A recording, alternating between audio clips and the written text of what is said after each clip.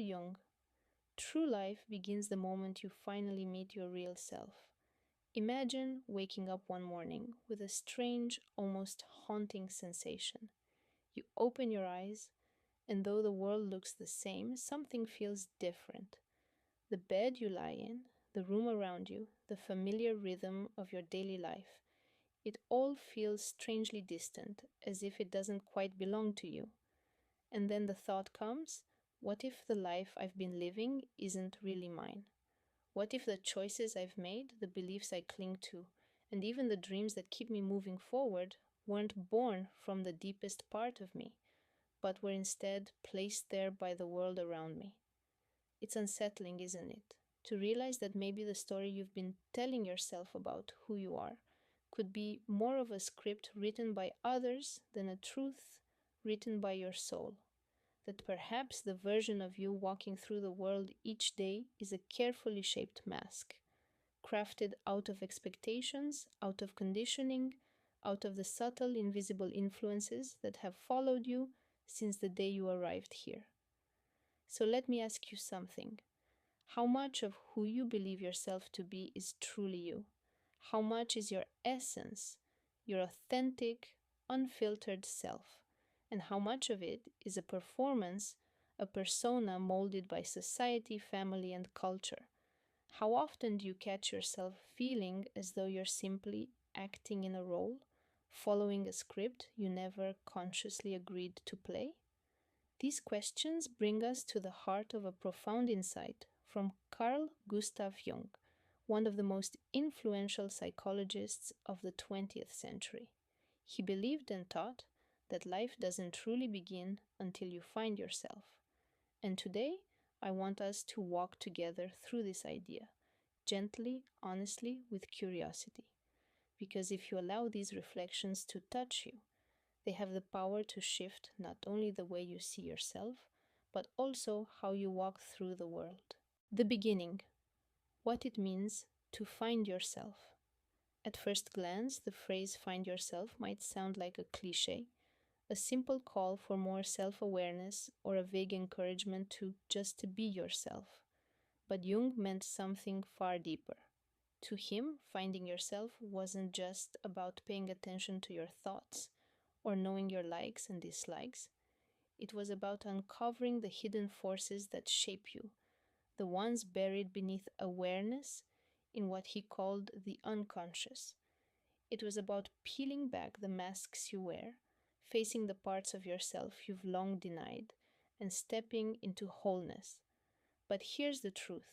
Most people never do this. Most of us remain locked in a version of ourselves, shaped by outside influences. We accept the identities handed to us. We live for approval, for success as defined by others, for safety, for comfort. And deep inside, even when life looks good on the outside, there lingers a quiet unease, a whisper that something is missing. Jung believed that unease is the soul's way of calling us back to ourselves. It is a gentle invitation. Stop running, stop pretending.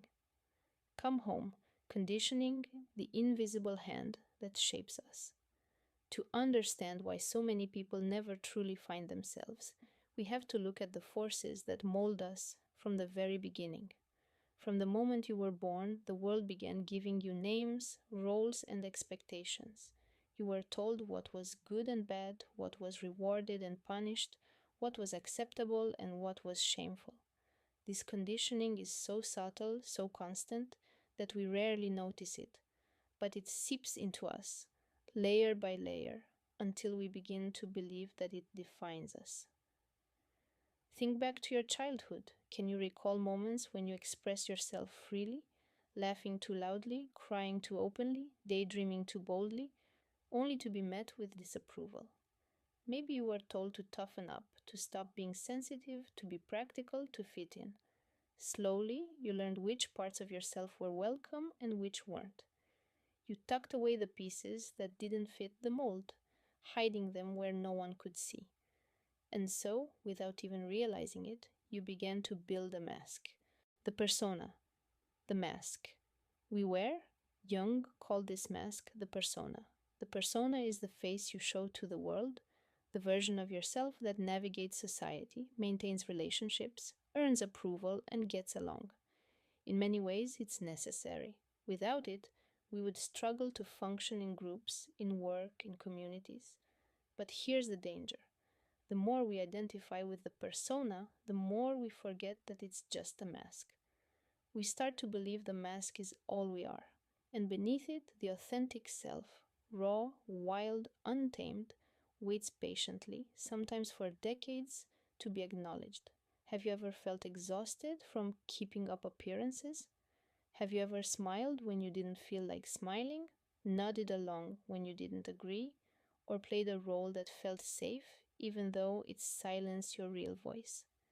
That's the weight of the persona. It protects you, yes, but it also imprisons you. The shadow, the parts we hide. And then, on the other side of the mask, there is something even more mysterious: the shadow. If the persona is what we present to the world, the shadow is what we hide from it.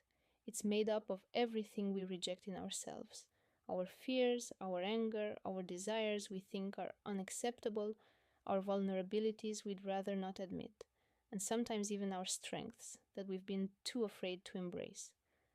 The shadow doesn't vanish simply because we ignore it. In fact, the opposite happens.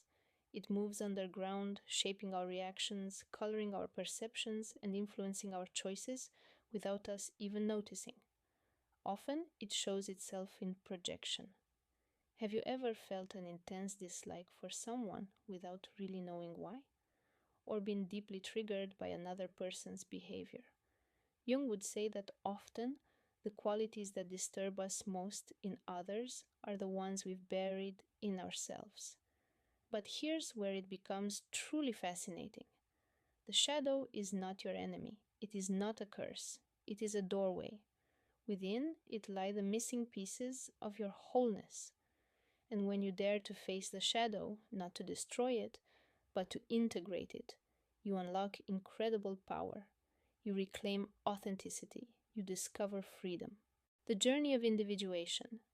Jung called this process individuation, the journey of becoming whole, of weaving together all the pieces of yourself, the light and the dark, the known and the hidden, into a single authentic life. It's not about becoming someone new, it's about becoming more fully who you already are. The parts you've rejected are not mistakes, they are essential ingredients in the recipe of your being. But here's the challenge: facing yourself is uncomfortable. That's why so many people avoid it. It asks you to look honestly at your wounds, your fears, your long held beliefs. It asks you to sit in silence, to stop distracting yourself with endless busyness, and to listen deeply. And in a world that rewards constant movement, that silence can feel unbearable. Yet it is in the silence where truth begins to speak, listening to the unconscious.